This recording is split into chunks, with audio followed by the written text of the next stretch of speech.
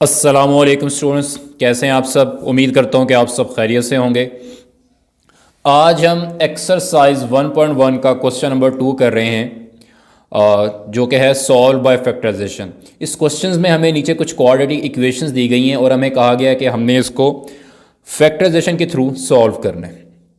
अब इसमें सॉल्व कहा गया, सॉल्व का मतलब बेसिकली ये है कि हमने इन इक्वेशंस में से जो वेरिएबल है, वेरिएबल इसके इन इक्वेशन में हमारे पास वेरिएबल एक्स है, तो इन इक्वेशन में हमने वेरिएबल एक्स की वैल्यूज़ निकालनी है। ठीक, अच्छा, तो अब देखते हैं ये क्वेश्चन किस तरह होगा। जब भी आपको कह दिया जाए कि आपने फैक्टराइजेशन से क्वेश्चन सॉल्व करना है, तो पहला तो आप ये करेंगे, अगर आप इक्वेशन स्टैंडर्ड क्वाड्रेटिक फॉर्म में नहीं है तो पहले उसको स्टैंडर्ड क्वाड्रेटिक फॉर्म में कन्वर्ट कर लें।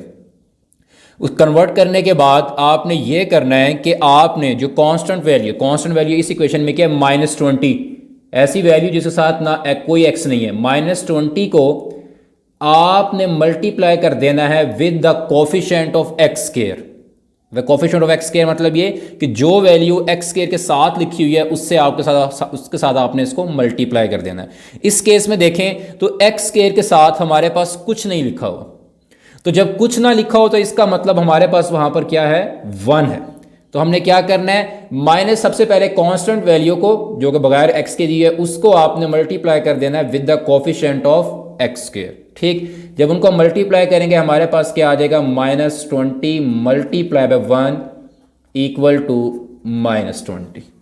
ठीक, अब ये जो वैल्यू आपके पास आ चुकी है -20, अब हमने इसका करना क्या है, अब हमने ये करना है, अब हमने दो काम करने हैं आगे। पहला काम तो ये करना है कि ये जो सेंटर में आपको वैल्यू दी हुई है, सेंटर में -x दिया हुआ है, आपने इसको दो पार्ट्स में कन्वर्ट करना है। क्या करना है, दो पार्ट्स में कन्वर्ट करना है। ऐसे दो पार्ट्स के उन दो पार्ट्स को जब हम सम करें तो हमारे पास -x ही आना चाहिए। सम करें तो -x आए, और जब उन दो पार्ट्स को हम मल्टीप्लाई करें तो हमारे पास रिजल्ट क्या आना चाहिए, -20। ठीक, अब ये कैसे होगा, इंतहाई आसान मेथड है, बड़े ही आसानी से हम इस चीज़ को कर लेंगे। आपने क्या करना है, आपने सिंपल -20 को लेना है और -20 के जितने पॉसिबल मल्टीपल बनते हैं आपने सारे पॉसिबल मल्टीपल बना देने हैं। ठीक, अभी हम देखते हैं -20 के क्या मल्टीपल बनते हैं। -20 का पहला मल्टीपल तो बनेगा हमारे पास, मैं लिख सकता हूं -1 multiply by 20 is equal to 20। ठीक, फिर दूसरा मल्टीपल हमारे पास क्या बन रहा है, 1 मल्टीप्लाई -20 इज इक्वल टू -20। ठीक, फिर अगला मल्टीपल क्या है, 2 से भी मल्टीप्लाई होता है तो मैं लिख सकता हूं 2 मल्टीप्लाई 10 इज इक्वल टू -20। अगला मल्टीपल क्या बनेगा, 2 मल्टीप्लाई -10 इज इक्वल टू -20। ठीक, अब 3 से डिवाइड नहीं होता 20, तो 3 से कोई मल्टीपल नहीं बनेगा, 4 से मल्टीपल बनता है। 4 multiply by 5 is equal to -20, और लास्ट में हमारे पास एक मल्टीपल बन रहा है, वो बन गया 5 multiply by -4 is equal to -20। तो -20 के ये हमारे पास पॉसिबल मल्टीपल्स बनते हैं। अब आपने क्या करना है, अब आपने इसमें से वो वाला मल्टीपल चूज करना है कि जिसके ऐड करने से तो ये सेंटर वाली वैल्यू, सेंटर में क्या दिया हुआ, -x दिया हुआ है, ये हमारे पास आ जाए, और उनके मल्टीप्लाई करने से हमारे पास -20 आ जाए। ठीक, अब हम पहले से स्टार्ट करते हैं। अगर -1 और 20 को अगर मैं ऐड करूं तो हमारे पास जो रिजल्ट आएगा, रिजल्ट हमारे पास आएगा 19, और अगर इनको मल्टीप्लाई करूं तो रिजल्ट हमारे पास आ जाएगा -20। अब मल्टीप्लाई करने से तो -20 आ रहा है, लेकिन ऐड करने से जो हमें -1 चाहिए, क्योंकि x के साथ कुछ नहीं दिया हो, इसका मतलब हमें -1 चाहिए, तो ऐड करने से हमें -1 नहीं मिल रहा। ठीक, तो इसको हम क्या कर देंगे, डिस्कार्ड कर देंगे। सेकंड पे आए, सेकंड में फिर देखें, सेम चीज़ है, बस साइन का फर्क है। ऐड करेंगे तो -19 मिल जाएगा, मल्टीप्लाई करेंगे तो -20। हाँ, मल्टीप्लाई करने से तो हमें -20 मिल रहा है, लेकिन ऐड करने वाला हमारा काम नहीं हो रहा। थर्ड पे मूव करें, मतलब ये दो अभी तक हमारे उसमें, ये इनसे हमारा काम नहीं बनेगा।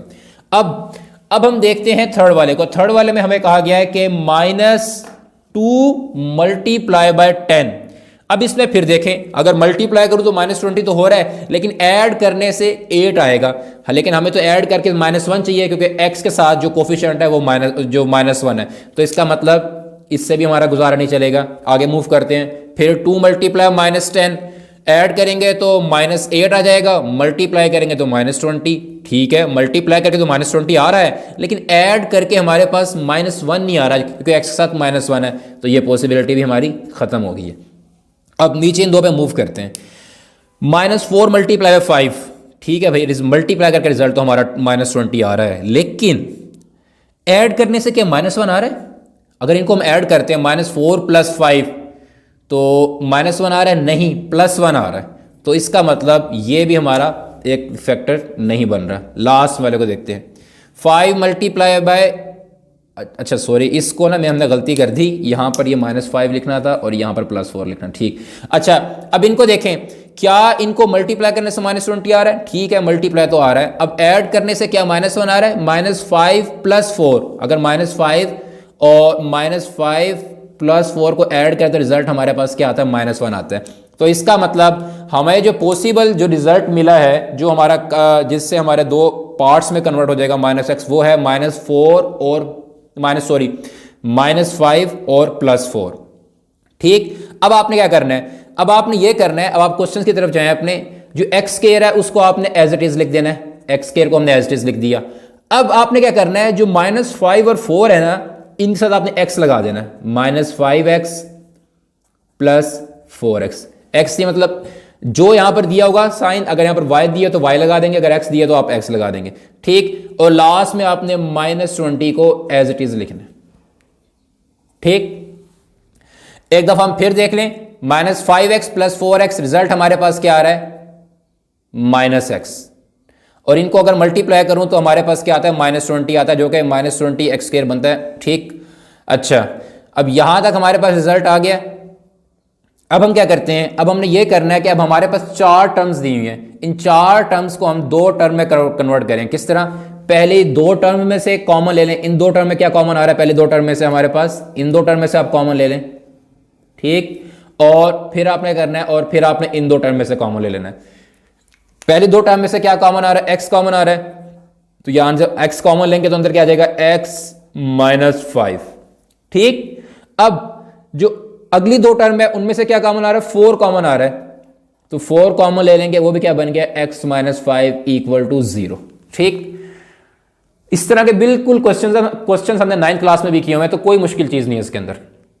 अच्छा, तो अब आगे आप देखें।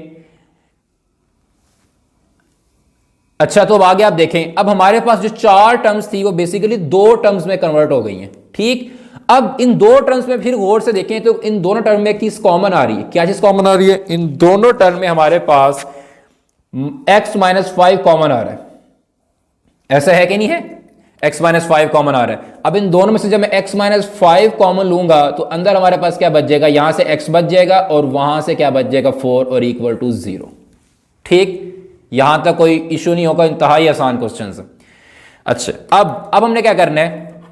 एक चीज हमने 9th में भी पढ़ी है कि जब भी कोई 2 फैक्टर्स आपस में मल्टीप्लाई हो रहे हो और वो = 0 हो, जैसे कि इस केस में x - 5 और x + 4 आपस में मल्टीप्लाई हो रहे हैं और ये = 0 भी है, तो आप क्या करेंगे? इन दोनों फैक्टर्स को अलहदा अलहदा = 0 ले लेंगे। मतलब किस तरह कर लेंगे हम इनको हम लिख देंगे x - 5 = 0 और x + 4 = 0। ठीक, अच्छा, ये जो हमने जितना भी काम ने यहां पर किया सारा आपने रफ वर्क में लिखना है, ये रफ वर्क है हमारा।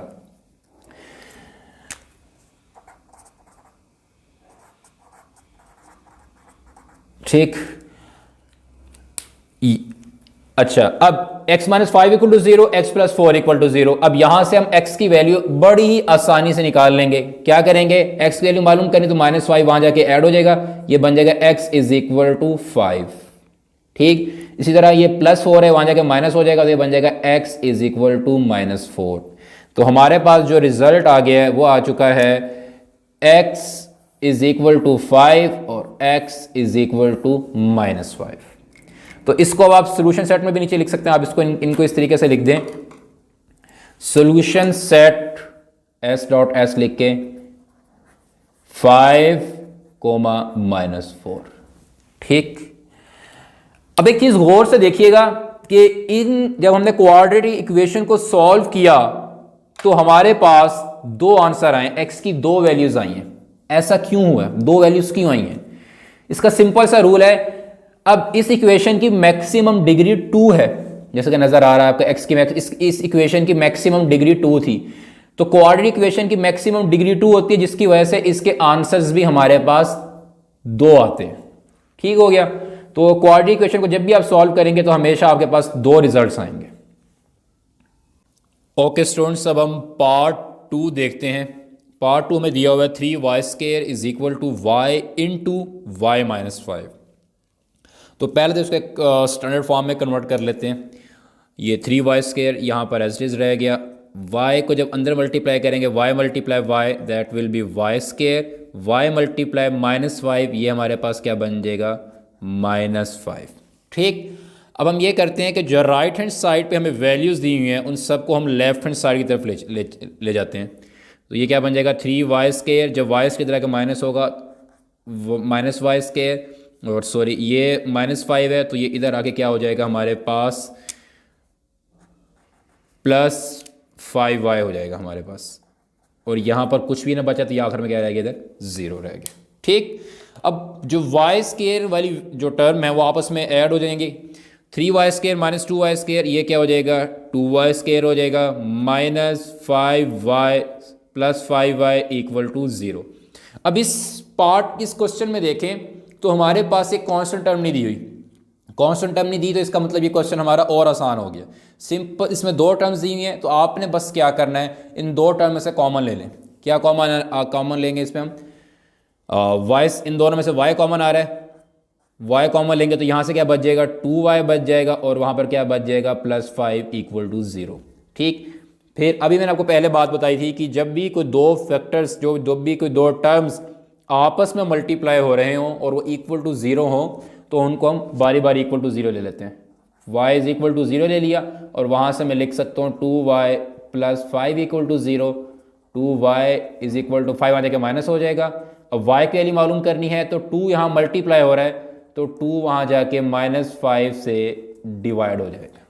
ठीक। तो ये दो हमारे पास इसके आंसर आ चुके हैं, y इज इक्वल टू 0 और y इज इक्वल टू -5/2। ठीक। तो अब हम यहाँ पर लिख सकते हैं solution set is equal to 0, -5/2। ठीक। इंतहाई आसान क्वेश्चन था। इस क्वेश्चन में देखें तो x नहीं दिया हुआ, y दिया हुआ है, तो वेरिएबल का नाम को वेरिएबल x भी हो सकता है, y भी हो सकता है, वेरिएबल कुछ भी हो सकता है, तो इस पर परेशान नहीं होना कि इसमें x नहीं दिया उसमें y दिया हुआ। ठीक।